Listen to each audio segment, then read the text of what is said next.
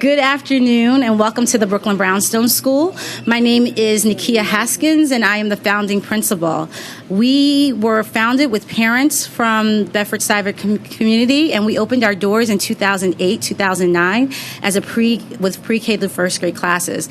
We have met our grade capacity and we are now a pre-K to fifth grade school.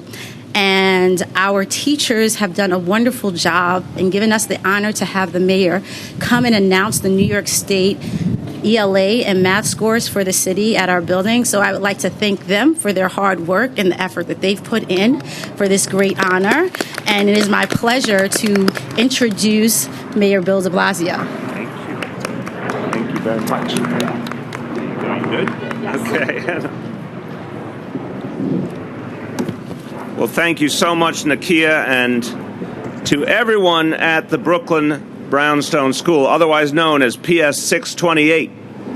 To everyone at this school, enthusiastic school, all the teachers, all the staff, all the school safety, but I have to say from my heart as a public school parent, all the parents who have helped to achieve this extraordinary accomplishment. This is a great day. You should all be proud. Give yourselves a round of applause. Nakia, your leadership has been incredibly effective. As you said, founding principal and taking this school higher every year, and you have a lot to be proud of. So thank you for the great work you do for our children.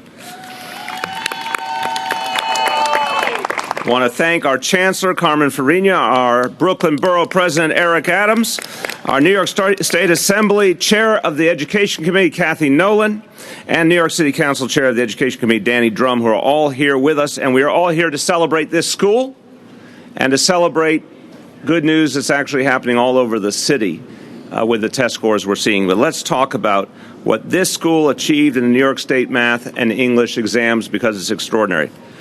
Comparing 2013 to 2014 to the scores just announced by the State Education Department, the percentage of students at or above proficient level in math at this school rose from 20.3% to 36.8%. That is absolutely extraordinary in 1 year.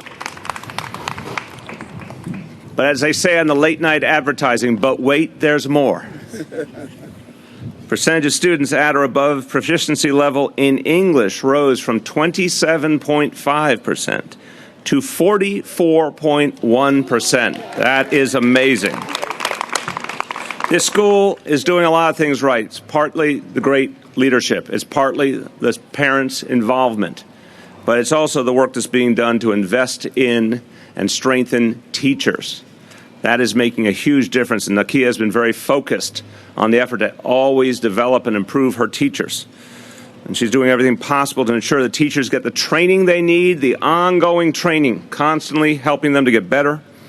She developed a special training series focused on helping students to think analytically, not just to take a test, to think analytically for all they're going to do in their education and in their lives thereafter.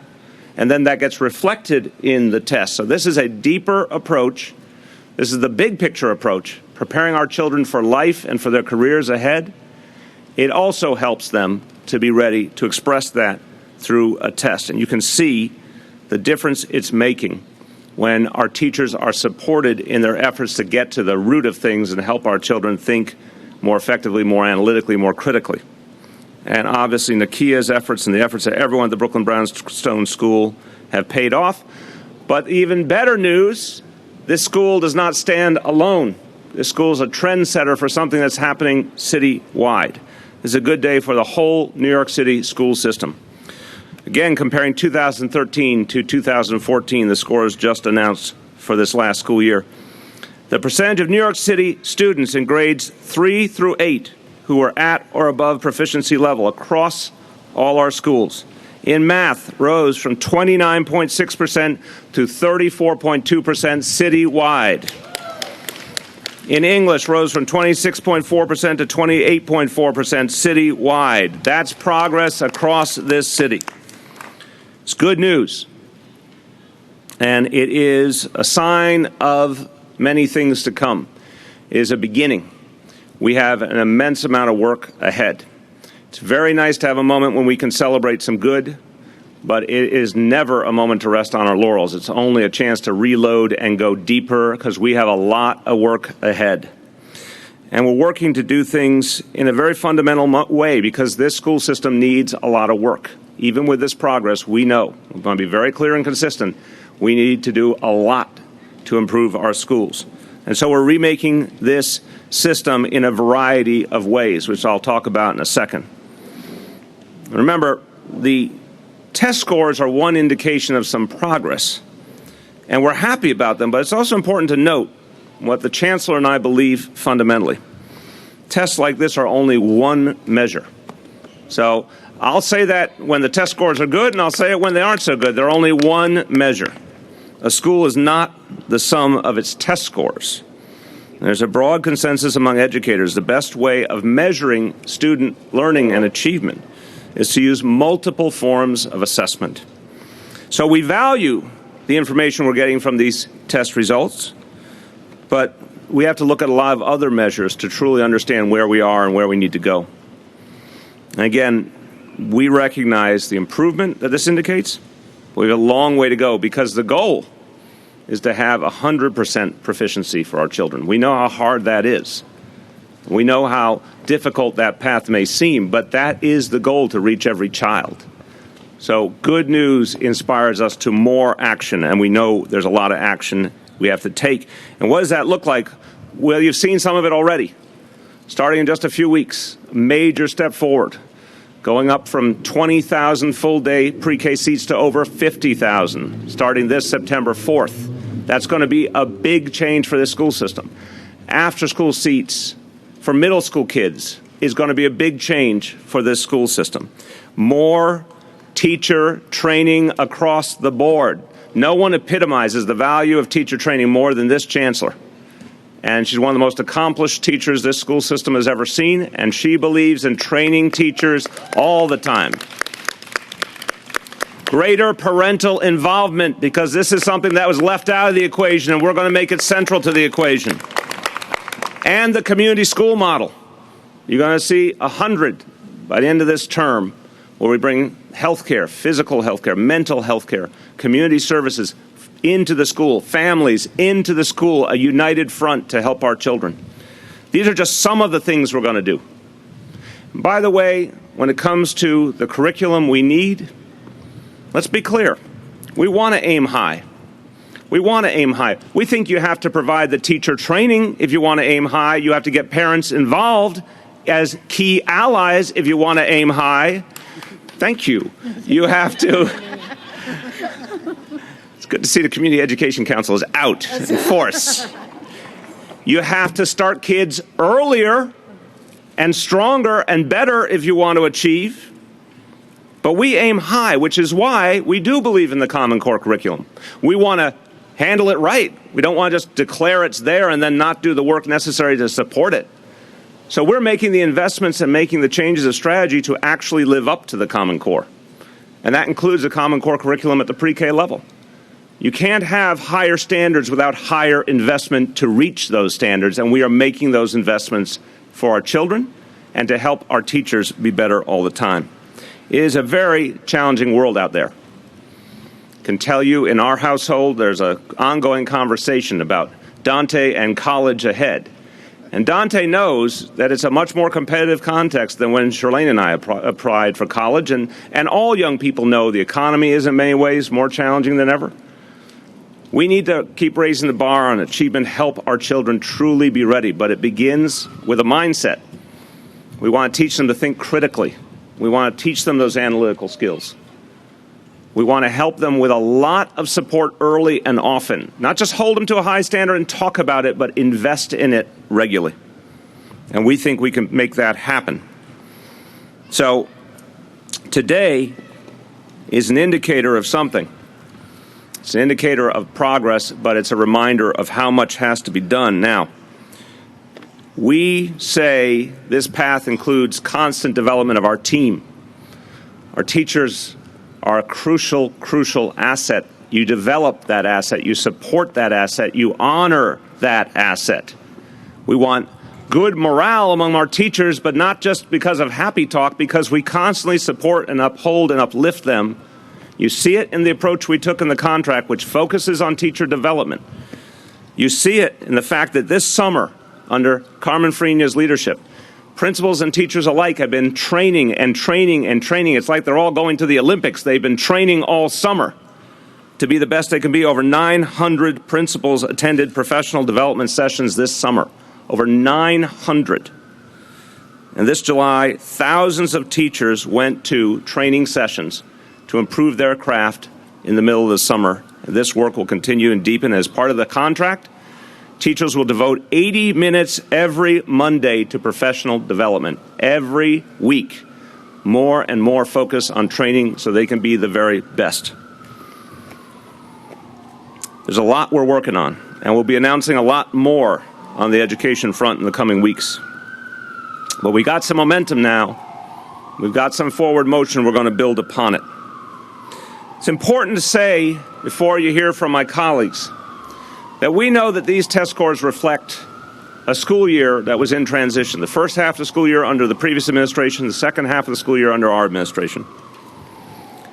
And we want to give credit, the credit that's due the previous administration for their part of the equation. That's only fair and right. It's well known that I disagreed with the previous administration on a number of issues related to education, but it's also important to note some of the things they did right. They were right to put additional substantial investments in education. They were right to focus on the Common Core curriculum. And this year that bridged the two administrations, everyone contributed to the progress. And it gives us a platform for going much farther. And I am convinced that we have a leader in our school system who's going to guide us all to that higher height. And I can tell you wherever I go around the city, Carmen, don't listen to this part. I don't want it to affect, thank you, it was very nice of you to follow that instruction. When I talk to teachers, they are so proud of having a teacher as chancellor. When I talk to principals, they're so proud to have a principal as chancellor. When I talk to parents and grandparents, they're so proud to have a parent and grandparent as chancellor. They're so proud to have a real New Yorker as chancellor. And when I talk to elected officials, and that's not an easy group, they love the fact that she speaks from the heart, and she's always attentive to all of the people that make up this school system. Let me present to you our Chancellor, Carmen Fariña. Well, thank you. I really am very happy to be here today. As the Chancellor said, this is not... I'm the Chancellor. Okay. I guess that would be a promotion. I now know there's more than one Chancellor, at least two others that I speak to on a regular basis. But I do think that one of the things that's really important today is to reemphasize what the Mayor has said. We have made progress. It's never going to be enough. But I want to reiterate that there is a difference between the test scores of the last 2 years and those 3 and 4 years behind. And I think that given the fact that we have raised the bar for all our kids, that it is really important to honor the fact that they are working harder than ever, and that the work is harder, the achievements are there. One of the things that I think is particularly important is that we've also not only increased to the degree that we have, but we've also started lowering the level 1 kids in our system. And that, to me, is a particularly important thing that we need to focus on. We are working on the kids who came the furthest behind. In math, we rose from 29.6% to 34.2%. And for anyone who thinks this is a small gain, it may seem small in numbers, but if you knew what it took to get those gains actually mathematically, they're much higher than you would think of. Not as high as I'd like them to be, and certainly something we're going to be focusing on this year. In English, we rose from 26.4% to 28.4%. And again, it's an increase, but it's an increase that also says that we've lowered our level 1 kids, and that to me is very important. For people who are not cognizant, level 1 are the kids who are not proficient in any way, and level 3 and 4 are the kids who are already proficient. But under this new high standards, even level 2 kids are almost at proficiency level, so moving in this direction is really quite good. I, like the Mayor, don't think tests is every way that you check achievement. And one of the things I'm proudest of is the amount of professional development that we have put in place. This summer alone, we had professional development in almost every area. For 900 principals to come on their holidays, to come and listen for whole days and listen to other principals talk about how they can improve their administrative practices, to me is quite amazing. I just finished reading all the reviews of the elementary school principals in particular, and to a person they said, Carmen, we get it. We're going to focus on grade 2. We get it. We're going to do more family engagement. We get it. Content area work is going to be a new emphasis. And I think that's really important. I won't be happy till at the end of this year I can stand before you and say we've doubled or tripled the amount of proficiency that we have in our system. But I do think making sure that people are listening with active ears is very important. Everywhere I go, and I would actually put elected officials first because they have been part of what has helped us convince parents that Common Core is something that works for all kids. The scores are lower, but these kids are going to be ready for the workforce in ways that other students haven't been before, and I'm very proud of that. I think also that the fact that we have a UFT contract that honors innovation, that honors teacher professionalism, that honors the amount of time that teachers are going to spend talking to parents, an additional 40 minutes per week of parent engagement time. Yesterday, I went to visit a parent's home to research my MSQI middle school initiative, you should know. And what I found most amazing, we went really prepared, as educators tend to do, to let the parents know we were ready to offer them. But lo and behold, this family blew us away because they literally sat there and told us all the things they want to do for us. The mother had just been the PTA president at a school, and she was going to middle school ready to take over. She says, I did this, I started the prom, I started a school store, I started this, and I'm ready. All in Spanish, by the way, didn't speak a word of English. And I want to say to parents very consciously, you don't need to speak the language to help your child at home. And these were parents who were committed. The father said, I'm a carpenter by trade, and one of the things I want to be able to do is go into middle school and show kids how important it is to know how to work with your hands. And also, when we mentioned they have a drama club, he says, and I'll help them learn how to do their stage screen, their stuff that they do for plays. I think it's really important to understand that families have a lot more to offer, and with 40 minutes a week, every parent having 15 minutes of dedicated one-on-one time with their teachers, making sure that all the workshops for parents are how to help your child at home with Common Core. We have already made a commitment to all parents that have IEPs will have their meetings with their teachers early in the year. We know that having parents, professional development, and community-based organizations involved in the kids' education is important. So I just want to say I do think this is wonderful news. I think it could be a lot better and will be, and I promise you that. And one of the things I'm particularly excited about is having a full year to prove that our promises to you can be met. Thank you. En español, en español. The part about you can contribute regardless of what language you speak. You see, I get coaching. Even chancellors need coaching. En español.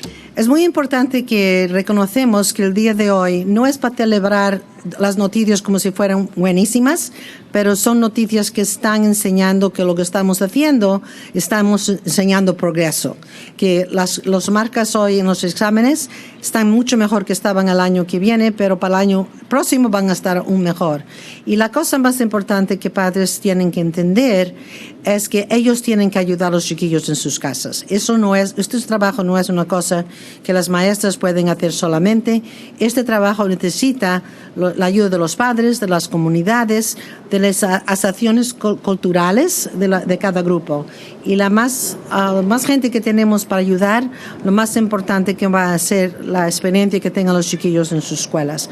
Espero que este año que venga va a ser un año donde más padres van a estar en sus escuelas trabajando con las maestras y con sus chiquillos. It was not a direct translation, but it got the message. Okay. It's all good. So our borough president, I am a Brooklynite who happens to be living in Manhattan right now. Our borough president has devoted so much of his life to the safety of our children and the uplifting of our children. So he's been on the front line in every way. He understands how powerful it is to show our kids they can make progress, to show them that they really are our hope for our future.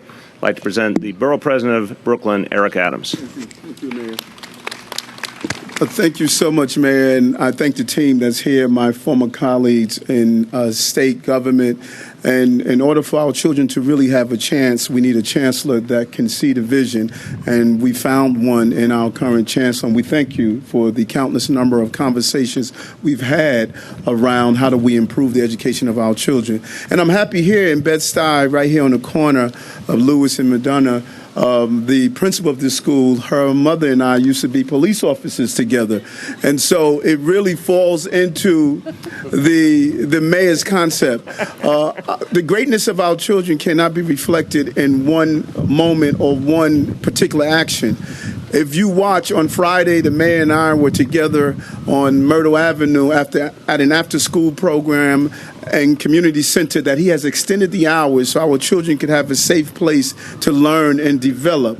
We've moved throughout the city to various parts of Brooklyn and become shovel-ready to look at some of the projects of affordable housing with the 50-30-20 models, so teachers and firefighters and accountants and principals can have a place to live and to stay and be part of this great rebirth of this borough we call Brooklyn. And so these numbers, as we see next year when the seasons start in September and we have a full run at the season to show how great the team actually is, how great the coaches and the managers, when we put our children on the field of education, that they can score every inning if we just give them the opportunity. And even this playground and this yard and the parents that came together to say that we want a qualitative environment for our young people so they can aspire. An area and community that had a slogan of do or die, Bed-Stuy has turned into do or strive, Bed-Stuy, and we should be proud of that. Our children will soar if we strengthen their core. That's what this is about. And so we're going to look at the numbers, but there's something special happening in the educational arena when you look at the teachers are finally seeing that we appreciate them. We admire them. We know what they're doing in the classroom every day. Our teachers, in many cases, spend their own money to buy tools and resources for children, and is acknowledged and it is understood. So this partnership between a mayor that is living out a romantic novel of how much he loves this city is being reflected in the energy that he's carrying out as the mayor of the city of New York and doing the right thing for our children. Thank you, Mayor de Blasio. That's creative. I want to introduce our next speaker by asking a question of the parents here today. How much do you think that full-day pre-K for every child in this city is going to make a difference? Do you think it's going to help us? Do you think it's going to help us? Then I want you to join with me in thanking one of the people who made it possible, because in Albany, when there was a fight over the resources to have full-day pre-K for every child in the city, one of the strongest, most consistent, most forceful champions was the chair of the Education Committee of the Assembly, and she would not stop until the mission was won. Chair of the Education Committee, Assembly Member Kathy Nolan. Thank you, Mr. Mayor, for that very gracious. The mayor was too nice and too gracious, but I really liked hearing it. Thank you. We did work hard to succeed on pre-K. I want to first of all thank Eric for giving Danny Drum and I a passport to come to Brooklyn. We just came right down Gates Avenue from Queens, and for the welcome of all the parents and this dynamic young principal. I also want to thank Mr. Smith, who's here representing Assemblywoman Annette Robinson, whose district we are in, and she is such a leader on education for the Bed-Stuy community, but really for all of us in the Assembly, and of course Speaker Silver and my colleagues in the majority. We support Mayor de Blasio's initiatives because as parents ourselves, as people active in communities, we know they can work. And just the fact that he put this wonderful woman in as chancellor, who's probably forgotten more about education than most of us know, was a sign to all of us electeds that the mayor valued education and put a principal's principal in charge. That meant a lot to me as a parent myself of a public school student. So I think it's really, really important that we're here today. Yes, we have some celebrating to do because under leadership of these dynamic young principals, we've seen gains in our teachers, but we know we have a lot more to do and a lot further to go. But I really feel comfortable and confident that under Mayor de Blasio and his team's leadership, we are going to be finally pushing forward with the type of success not only that our children deserve, but that our city must have if we are to move forward to be the great city, the greatest city in the world that we are right now. So thank you, Mr. Mayor. Thank you. This way, Queens is in the house. Queens is in the house. The chair of our Education Committee and the Council is not only a passionate advocate for parents and children, and particularly for those who don't happen to speak English, and he puts us all to shame when he speaks Spanish so well. But more than that, he's a former teacher. And so I think it's an interesting thing happening here. We have a chancellor who started out as a teacher, became a principal, became chancellor, first time in a generation. We have an education chair who was a teacher. We have a principal of this extraordinary, successful school, born and raised New Yorker, became a teacher, worked her way up to principal, as she just told me, lives in the neighborhood, walks to work. Perhaps you see the picture I am painting. That's right. We have the talent and the ability right here in our city, right here in our school system to make the changes we need to make. And we're going to make them. One of our best allies, one of our strongest supporters in this effort is Councilmember Danny Drum. You want that? Yeah, I think I need that. Well, thank you very much, Mr. Mayor. I also am very happy to hear those complimentary words, so thank you. And also to our Chancellor, thank you and congratulations. You know, we are taking a step in the right direction with these test scores. You know, we did this the right way. We didn't do this with an overemphasis on test prep. We did this with a chancellor who insists on having arts education, bringing in early childhood education, bringing in parent involvement into our schools. And so for me, as having been a New York City public school teacher and a daycare center director and a daycare center teacher for 31 years, we did this the right way and the sustainable way, which is through true educational learning. And so the gains are statistically significant, and we are moving in the right direction. And I have to say, as having been a teacher, it's good news for us coming in September, the teachers who will be returning to school in September, because this will encourage them to work even harder, because now they're beginning to see the fruits of their work. And just finally,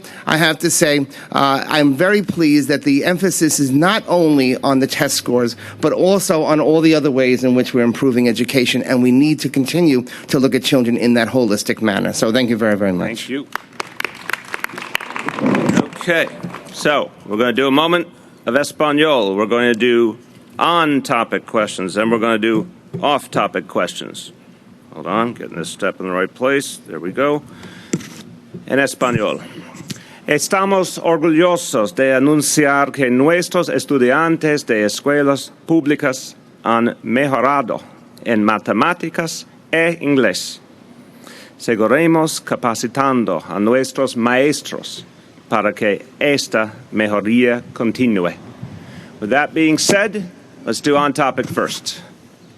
So you're talking about doubling and tripling results, achieving 100% proficiency. We're obviously a far way away from that, but how big do you expect gains to be at the end of your first full year this time next year? I'm not in a position yet to project a specific number. I don't think that would be responsible. I think we can say that with every passing year, all of these investments are going to have more and more impact. I always say with pre-K, which we're going to start to experience in just a few weeks, it's going to build a very strong foundation for our kids. It's going to mean it trickles up. It's going to be felt every grade ahead as those kids advance. There'll be more and more kids on grade level, which will lift all boats. So the fact is, I think we're going to continue to do better. And we're going to keep making substantial investments, but I don't think it's right to put a number on it yet. Yes. Former Chancellor Dennis Walcott credited the gains of school choice, charter schools, and accountability on the rise in test scores. What do you think of that, particularly since the administration seems to be moving away from that? Well, I think the thing to look at here is that, first of all, if you look at the scores for the traditional public schools and you look at the scores for the charter schools, in one area, the traditional public schools were stronger. In another area, the charter schools were stronger. So it's a mixed bag to begin with right there if you look at the whole system. I think the second thing to think about is the traditional public school system has a pretty universal approach. We will take in all kids, regardless of proficiency, regardless of language, regardless of special needs. We will keep them in our schools the whole time. We'll support them the whole way through. Some charters do a great job of that. Others take a different approach. Some charters focus a lot on test prep. Others have a more balanced approach. In our school system, we serve everyone, and we are moving away from test prep and into teaching and learning.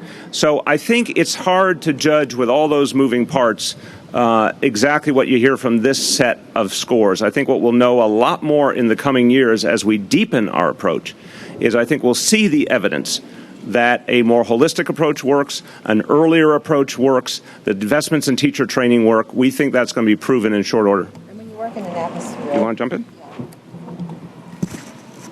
I would say also that it's important to note that when you work in an atmosphere of trust and where people value your professionalism, that you're bound to work harder and you're bound to work more efficiently. So I would say accountability, whereas it's important, if you're working out of fear, then you're stymied at some point. So I really feel that there's enough praise to go around, but going forward, our accountability is going to be not so much on the school report cards as an absolute grade, but what is the progress that kids are making under really good teachers and principals.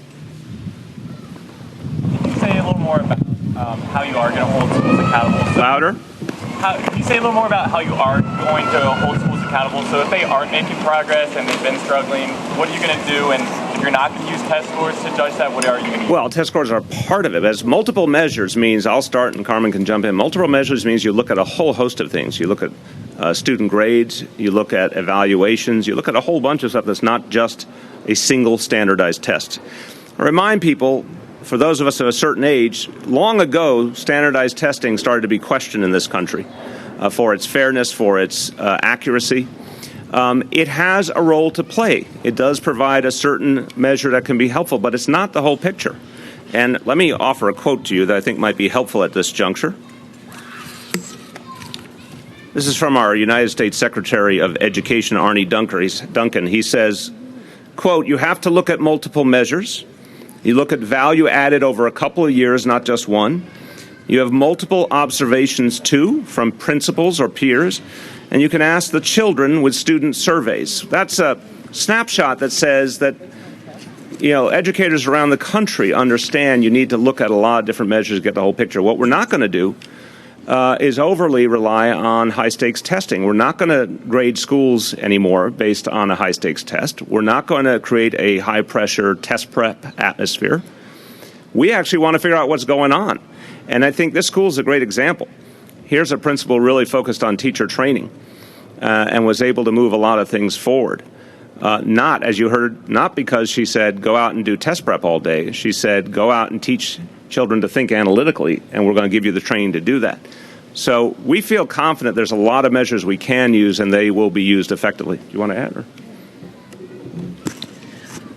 I would say it's about not pointing fingers and saying you're a bad school, you do this, but let's look at what it is that you do and what support do you need. I would say certainly our summer professional development that so many people attended was based around what do we think principals, let's just talk about principals need. So we came up with a very concrete message. We'd like to see all second graders on reading on grade level by the end of second grade. We'd like to see all seventh graders receiving social, emotional, and academic support this year. We'd like to see all 10th graders on track for being college ready and staying in college. Getting there is not the whole message. So I think we've given principals a very clear guideline of what we expect from them without putting the fear of God in them, saying that if you don't do it, this, and this is going to happen. We're still using our quality review, and to this extent, Phil Weinberg, Deputy Chancellor Phil Weinberg, and his team are doing a fabulous job. And one of the things that we're doing this year, there's going to be 2 visits to every school. Right? Every school this year. We have schools that haven't been visited for 7 or 8 years and are still living on the report card from way back then. So we're looking at every school in terms of what do we as an administration, because, if schools fail, that means we failed. So I want to look at us, too. What do we need to put in place? More strength for our English language learners. What does that department look like? More strength for our special education students. What does that look like? So I do think it's about how do we strengthen the schools? How do we guide them to make the right decisions? But also how do we celebrate their successes? And that is really crucial. This has got to be a culture of looking for the best principals and the best schools in the city and saying, okay, now how do you share what you know with other people in the city? Mr. Mayor, in terms of the Success Academies, they've made some large gains. Has that changed your outlook on any of the charters or them in particular? Look, I'm happy when any of our schools do well. So it's good news when we see progress on test scores. Again, test scores are one of a number of measures we have to look at. My view, again, is first and foremost the first responsibility I have and the Chancellor has is to the 93% or so of kids in our system who go to traditional public schools, the vast, vast majority, and all the things we're trying to do to fix and uplift our traditional public schools. That's our priority. We're going to continue to work with the charter schools, but remember, the charter movement is very, very diverse, a lot of different approaches. And again, we believe in the more inclusive approaches. We believe in the approaches that share best practices most effectively. We believe in the approaches that don't overly focus on test prep. But we're going to work with everyone for the betterment of our school system. On one hand, it seems... Wait, hold on. We're right here. We'll come to you in a second. This is a very quick question. I was just wondering, when will students be able to see get their test scores? When will students see their test scores? Last week in August. It seems on one hand we're celebrating the progress that the numbers give you here, but at the same time it tells you that 2/3 of the students across our system aren't even up to standard. Would you still say, even with this progress, that we have a crisis in education? Yeah. Well, a couple of things. As the Chancellor just said, this is a new standard and a higher standard, and by the way, the right standard. You'll remember we've gone through 3 phases in just a decade. We used to have a less than honest approach in the state of New York, where we didn't reflect the accurate reality of how our kids were doing. To the great credit of the Board of Regents, there was a recalibration a few years ago to more accurately portray the truth of our achievement levels. That brought scores all across the board, recalibrated them all downward to a much more honest place. Then came, across the state, exactly, in all elements of the state, then came the focus on Common Core, which was necessary, but as many people have noted, had to be accompanied by investments in teacher training and other investments, I think, like pre-K, after school, et cetera. If you're going to meet a higher standard, you don't just snap your fingers. You have to invest and work the system along toward it, which is what we're doing. So it does not surprise me, with the bar having been raised and raised again, that the scores would not be where we want them to be. The progress gives us a sense of momentum and some of the things that we have to do a lot more of. But no, I want to be real clear, because I've said it a lot of times. The school system overall is not where it needs to be. And I'm going to bring you up just one second. That's not where it needs to be. We know we have work to do all over the city. I said a few months back, and I mean it, we need to have a reality where every neighborhood school in the city is a place that parents feel very good about sending their kids. We have to have a reality, which we'll have soon, that every child at pre-K level gets full-day pre-K. There's a lot of foundational changes we have to make, and we're not going to rest until we make them. So progress, yes, but a very long road ahead.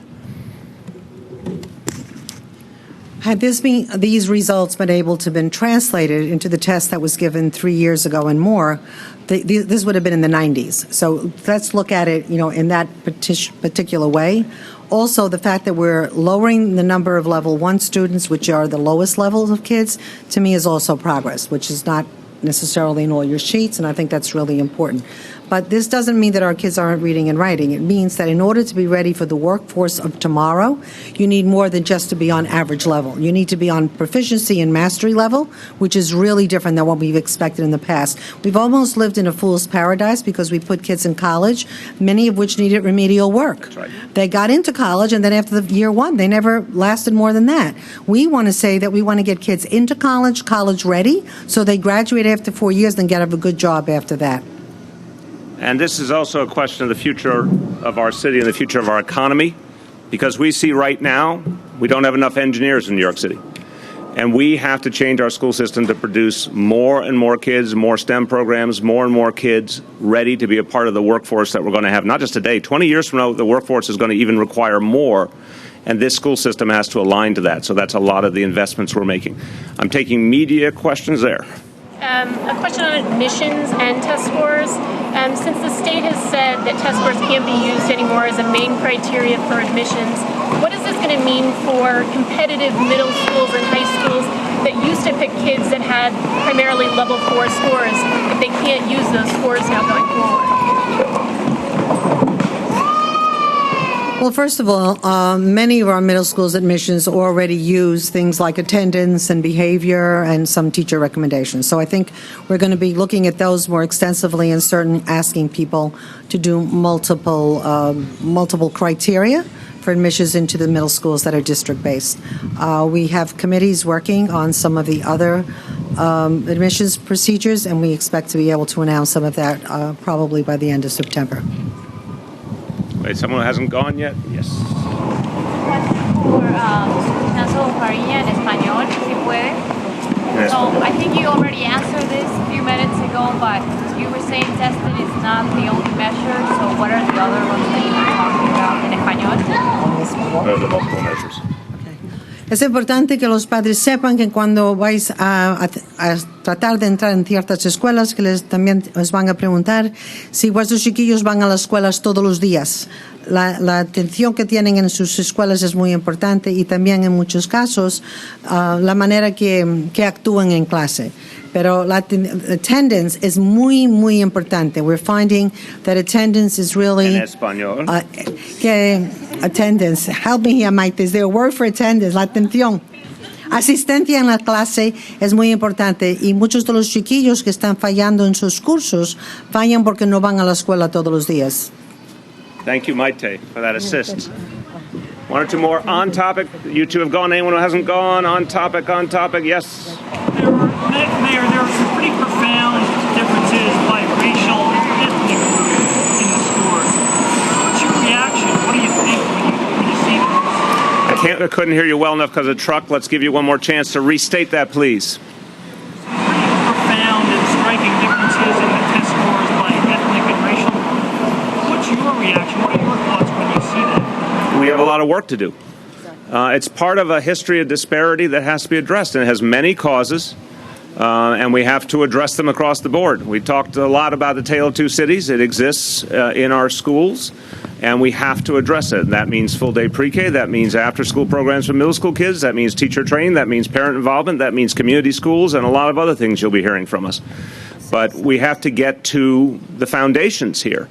But I can say that the progress we're making indicates the ability to reach more and more kids. And as Carmen said, the fact that they're making progress, particularly among level 1 kids, is a step towards a more equal and comprehensive approach. Please. Why is this thing sticking today? One of the groups that still has a long way to go is certainly Black and Hispanic males. And this is actually a growth in these particular test results and something that, we feel very strongly about. So we are expanding a lot of the single-gender schools. So that seems to me what's going to make a difference for some of our kids. We just opened a school in Staten Island for Black males, one of the Eagle Academies that's been expanded, where we have programs such as Urban Ambassador, ESI, programs that are looking at what does it take to keep minority males in school and then be successful. So I think we're looking at every single subgroup that's here to see more dual language programs so that kids who speak a second language can use the proficiency in their second language to improve whatever language they're not proficient in. So we're looking not only at overall scores, but subgroup scores and how do we move in that direction. Last one on topic. I'll look Henry and Melissa at once. Henry, then Melissa. Same question. It's the same. What, you guys are collaborating now? Is this a joint production?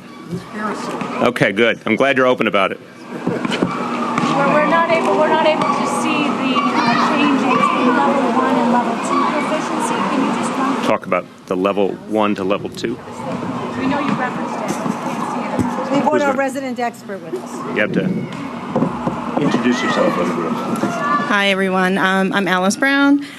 Work for our Deputy Chancellor Phil Weinberg in the Division of Teaching and Learning. We will have that posted for you so you can see in detail the changes. But we did see about a 5% decrease in our level 1s, and I am going to just check that as I say, just to be sure. But we will have the full, not only all of the data for you online, but we'll have a deck for you giving you this information. So why don't take a minute to find Sure. it so we can. And also we put together an intervention Department, too. Strategy. Come tell them. Well, give her a moment to find her exact Okay, number go ahead, while Alice, you and then just tell me when it's stall ready. nobly Okay, for a one moment. of the things as we restructured at Tweed, we put several departments back in place. And I've said this over and over again, but I think it bears repeating in today's context. We have instituted professional development in every subject area with a big increase in STEM, because as we move forward, we want to do a lot more work with STEM, because we think that's also a way to engage our male students. Females also, but we do think that a lot more use of technology moves everybody in the right direction. Number two, we have reinstituted the intervention department. We have an entire department now that has done a lot of research on what are the best interventions from early childhood to middle school to high school, and they are prepared and have done it all summer long. They alone have instructed over 1,000 teachers this summer in how to use programs for the students who are lacking decoding, fluency, comprehension, and very strategically based on that. And we've also put back in place our guidance department. And if we are going to move kids forward, we also need their mental well-being. Kids do not do well in school if they're not coming to school free of trauma, free of stress. So by having a guidance department that now is going to be training guidance counselors, our first full day, all citywide guidance counselors meeting is going to take place in October and deal with issues that I know Danny's particularly interested in, but there's certainly things like, suicide prevention, bullying, how to talk kids that have high stress issues. So we're looking at this as a holistic approach. This is about dealing with all the issues that we know kids bring to school, and also making sure that we have 4 full parent conference days coming up dealing with some of the same issues. You found it, Alice? Yep. Good. No, you can say it. It is about 5%. It's about 5% that we moved kids, and that's a very significant number. Hold on. In level 1. Say it again. What's the percentage Go ahead. of students in level 1 for math and English? About 60% are 2 and up, which is a big step up to the No. You can come to the podium. You can. The state put out 68 pages. I'm an old school person. I don't have the paper, so God bless my wonderful staff got it on the phone. You can all look it up too, because you're young and you have your digital device. 69% of New York City students are 2 and up. That's a big step up. And remember, a lot of kids who are a high 2, because I've lived this, are a point or 2 based on how the cut scores work. They're really very close to or at proficiency. So the main goal that this administration is focused on is getting the number of 1s to be a lot less. That's a really valuable achievement, because those are the kids that are struggling the most. Frankly, a lot of boys are high 2s. I've lived that, and it just becomes almost educational semantics. The real good news is there are fewer level 1s. And it's about, when you say 70% of the kids are now 2 and up, that's a pretty good number. Now the ball comes to you. Go. Okay, so That's okay. We like your passion, Kathy. we do. 33.9 at our level 1, 31.8 at level 2. That's the breakdown for math. And for ELA, it's 34.7 and 36.8 at level 2. And it gives us a great baseline to improve from. Right. Okay, we're now switching over. Hold on. It's been a long press conference.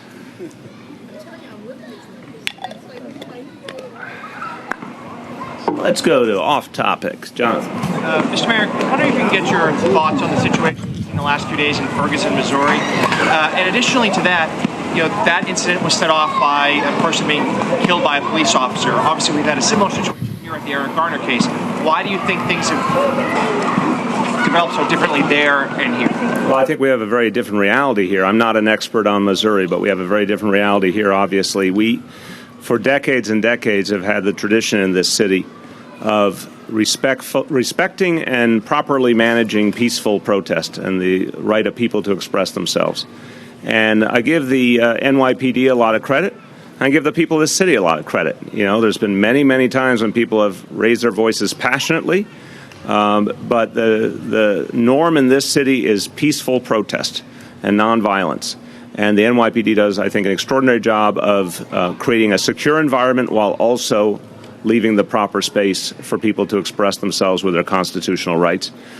All I can say is I don't know the details of what's happened in Missouri. I think it is a different situation in a number of ways.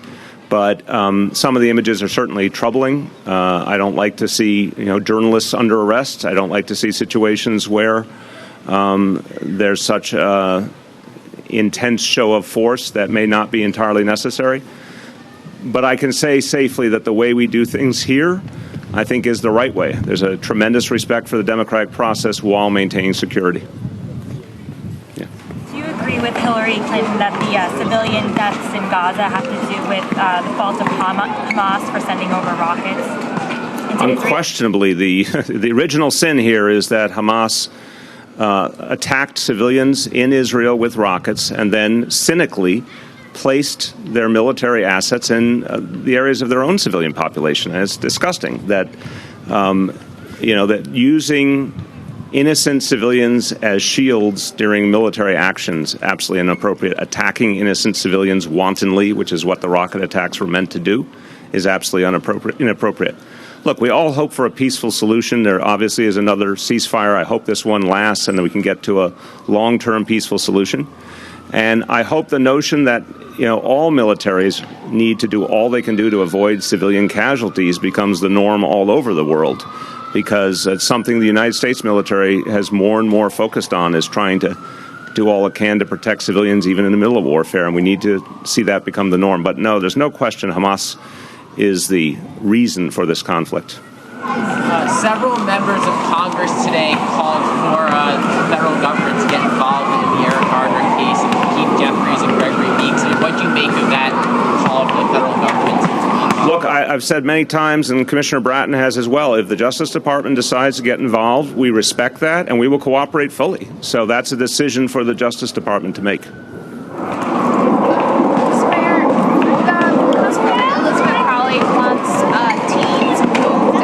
I need you to go a little louder. Councilwoman Liz Crowley said she wants teenagers moved out of the Rikers Island facility. There was an article today that said violence at Rikers started increasing under Bloomberg. Are there any immediate plans to move the teenagers? Have you made any progress in that specific area to get the teens out of there? The immediate plan is less about moving than handling them very differently. As you saw in the city budget, we've made very substantial investments in corrections and in the work at Rikers Island. There has to be a very different focus on mental health because, as you know, more and more of our inmates proportionally have mental health issues, and a different approach to our younger inmates. And Commissioner Pont is dedicated to those reforms. He is a nationally recognized reformer. And I've met with him regularly. I met with him as recently as last Friday, and our conversation is about the resources that he needs, which I have said very clearly will be at his disposal, and the ability to move a program of reform quickly and energetically, which I certainly have supported. So I think the real question is what we can do to take what is a very broken situation, change the culture, change the standards, change the approach, change the focus on mental health, and we're going to do that rapidly. What we received was an unacceptable state of affairs, and we're going to change it. My name is Akiko. I'm a correspondent of Japanese television, and you made a comment on costume character in Times Square a couple weeks ago, and after a guy in a Spider-Man costume was charged. And even last week, for many guys were arrested here.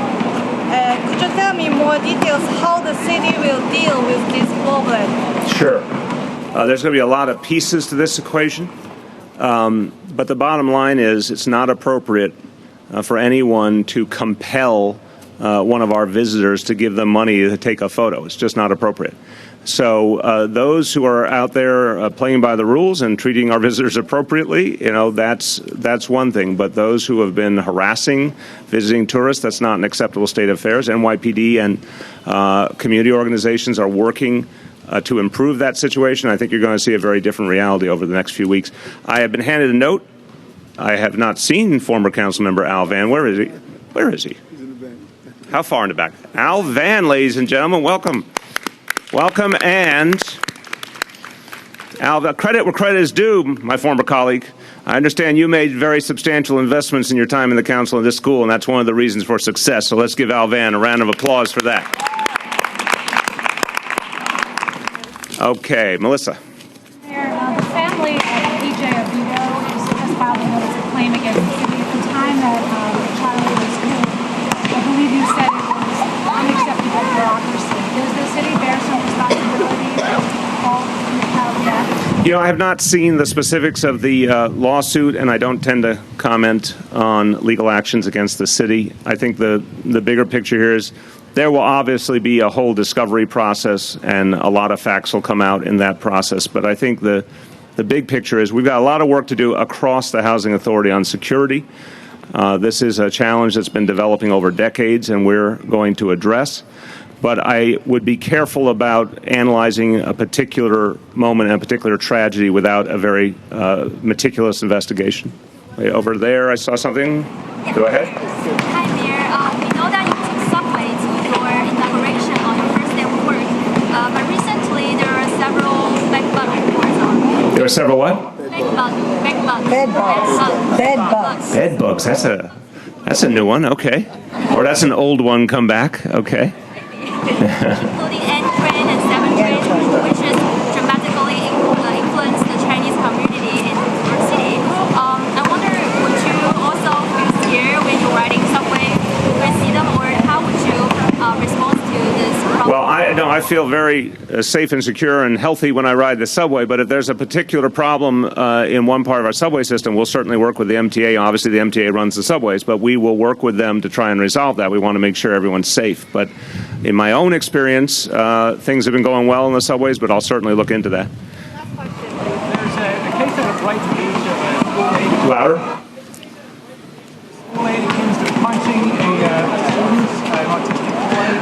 Assuming the DOE is looking into that. Yeah, DOE is looking into that. You want to? Here, just go ahead. We removed the person immediately, and we have an investigation ongoing. Okay. Thanks, everyone. Thank you.